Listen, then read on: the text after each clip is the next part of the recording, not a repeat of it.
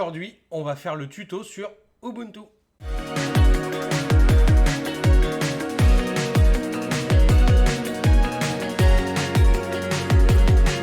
Salut à tous les amis, j'espère que vous allez bien. Alors suite de notre petite série de vidéos sur Linux, on avait commencé par voir comment installer Linux sur une clé USB bootable sur un PC, ancien PC ou un PC quelconque. On avait vu comment tester Linux sur une machine virtuelle. Et maintenant, on va démarrer nos tutos réellement sur Linux. Et du coup, je vais vous montrer cette fois-ci Ubuntu. On va voir comment créer des dossiers, des fichiers, installer un logiciel. Voilà. Vraiment pour les gens qui n'y ont jamais mis les pieds, vous allez voir que finalement c'est beaucoup plus simple que ce que vous pensez. Avant de commencer, le petit abonnement, le petit pouce de soutien, n'hésitez pas à rester parmi nous si le contenu vous plaît, à liker, commenter, partager et tout le bazar. Et puis on commence tout de suite. Alors vous êtes accueillis sur une page comme ça, donc ça ressemble à c'est un bureau. Effectivement. Alors, vous avez sur le côté gauche, vous avez ce qu'on appelle le docs. C'est un petit peu l'équivalent de la barre des tâches. Alors, ce docs va vous permettre d'épingler en fait les logiciels que vous utilisez le plus. La position de ce docs, vous pouvez la changer, c'est-à-dire que vous avez une petite roue crantée ici qui va vous mener aux paramètres. Et dans ces paramètres, donc vous avez tout ce qui concerne l'écran, le son, les applications qui sont déjà installées, etc. Donc la souris, le clavier, il y a pas mal de choses. On peut installer une imprimante en réseau ici avec l'onglet imprimante, donc il n'y a rien de vraiment sorcier. Et on a un truc qui s'appelle bureau Ubuntu ici. On peut changer la taille des icônes, on peut masquer ou non le dock. Et en bas, on a la position du dock par rapport à l'écran. Et vous voyez, elle est à gauche. Mais on peut la remettre en bas ou à droite si on a envie, par exemple en bas, de retrouver quelque chose qui est un peu plus proche de Windows. Mais on est là pour changer les habitudes. Donc on va la laisser à gauche. Donc dans ce docs, vous avez donc une liste d'applications. Vous allez pouvoir en épingler des nouvelles si vous voulez.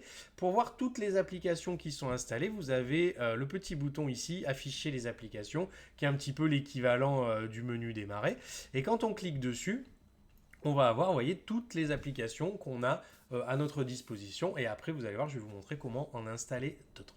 Et vous voyez, donc si je lance la calculatrice, je clique dessus comme ça. Bon, du coup, je lance la calculatrice, il n'y a pas de souci.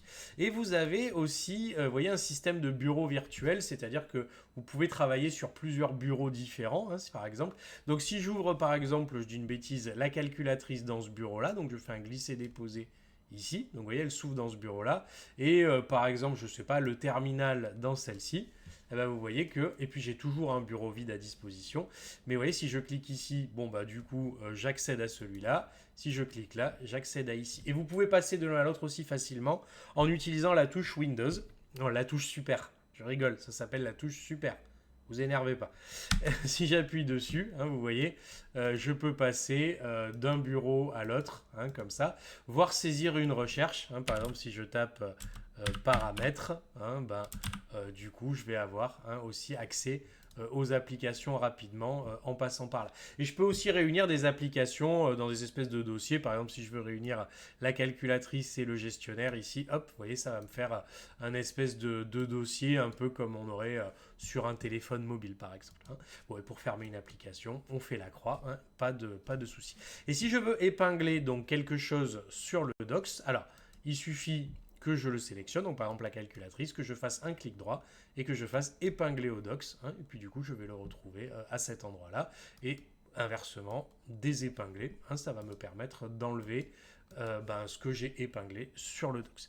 Ok, ensuite on a la possibilité bien sûr de télécharger des nouvelles applications, c'est-à-dire que par défaut, quand vous allez arriver, vous aurez par exemple le navigateur Firefox qui sera déjà installé, donc on peut déjà aller sur internet, il n'y a pas de souci. En fait, le seul défaut de Linux, c'est plus aussi compliqué qu'avant, on n'a pas besoin du terminal, des lignes de commande, n'importe qui arrive et qui démarre, il va aller sur internet, il va taper un texte, il va aller sur un tableur, il va pouvoir faire dossier, fichier, toutes les choses qu'on aurait fait habituellement. Le seul truc, il y a certains logiciels qui ne seront pas disponibles, il n'y a pas de Word, il n'y a pas d'Excel par exemple, mais on a très très souvent des équivalents et vous allez voir que ça se fait bien. Il y a même Steam maintenant sur Linux, donc vraiment c'est plutôt pas mal.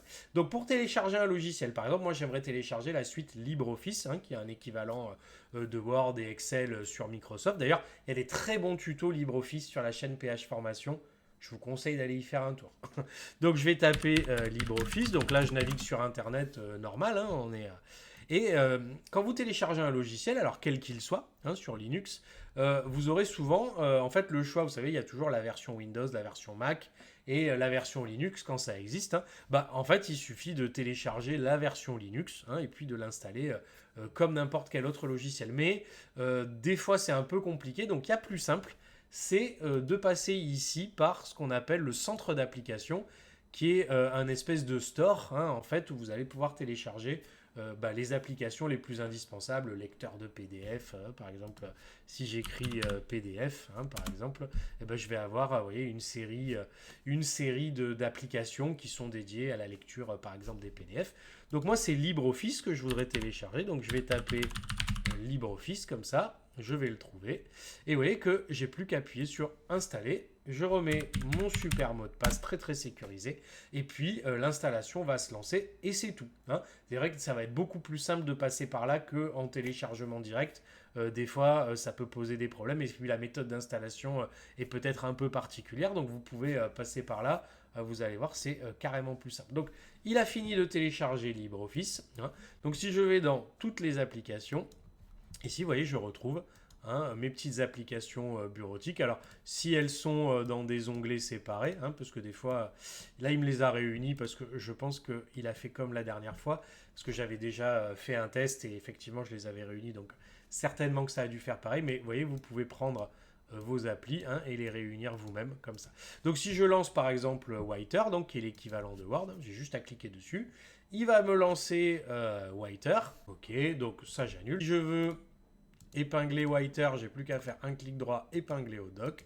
Après, hein, je tape mon texte, par exemple, ici. Et donc pour l'enregistrer, vous allez voir, c'est vraiment pareil. Hein. Fichier, enregistrer. Il va nous demander à quel endroit je veux l'enregistrer. Donc je vais l'appeler texte, par exemple. Et vous allez voir que maintenant, il n'y a plus de soucis. C'est-à-dire que dans les formats de fichiers, par défaut, LibreOffice, ça va être un format de fichier ODT. Mais vous voyez, je peux très bien enregistrer en DocX le format de fichier Windows. Et en fait, de toute façon, maintenant, LibreOffice peut tout à fait ouvrir les fichiers Word et Excel de Windows. Et Windows peut tout à fait lire les fichiers LibreOffice. Hein. C'est-à-dire que la passerelle se fait entre les deux. Hein. Il n'y a vraiment aucun souci. Vous allez pouvoir réouvrir tous vos docs dans l'un et dans l'autre. C'est pas beaucoup plus compliqué. Et une fois que j'ai fait ça, je le mets par exemple dans Documents et je fais enregistrer. Donc pour récupérer vos documents, donc je ferme, vous avez un truc dans le docs qui s'appelle fichier, donc il n'y a qu'à cliquer dessus et vous allez arriver pour votre dossier personnel. Vous pouvez aussi cliquer sur celui qui est sur le bureau. Hein. Donc vous avez un dossier téléchargement, donc tout ce qui est téléchargé d'internet, ça va aussi dans le dossier téléchargement, images, musique, hein. Vraiment ça ressemble. Hein. Et si je vais donc dans documents, vous voyez, je retrouve bien mon texte.odt et j'ai plus qu'à double-cliquer dessus pour le réouvrir et puis continuer à travailler avec si jamais j'ai envie. Il me le réouvre et j'ai plus qu'à faire mon petit bazar. Les fichiers, donc on peut créer des dossiers. Hein, si je fais un clic droit, nouveau dossier, courrier par exemple, je fais créer, je range ici. J'ai le copier-coller, mettre à la corbeille, hein, vraiment, c'est exactement pareil. Et je peux mettre, si j'ai envie, un dossier ou un fichier sur le bureau, hein, comme ça, simplement en faisant des glisser-déposer, hein, voilà, juste comme ça, hop. Après, je range à l'intérieur, ici, je déplace, et quand j'en ai plus besoin, je peux mettre à la corbeille, hein, vous avez la corbeille qui est dans le docs, et après, on vide la corbeille, hein, vous voyez, vraiment... c'est vraiment, ça ressemble quand même beaucoup et c'est vraiment plus du tout aussi compliqué que ça a pu l'être il y a des années. Quelqu'un qui démarre vraiment va retrouver, je trouve, ces marques assez vite. Et ensuite, pour terminer, hein, vous avez là-haut un petit bouton ici, donc ça vous permet de gérer le son, la connexion Internet et vous avez le petit bouton ici pour arrêter, mettre en veille ou redémarrer.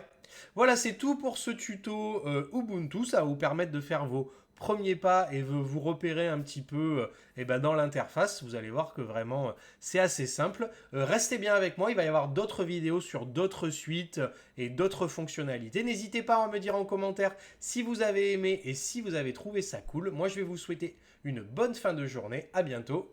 Salut!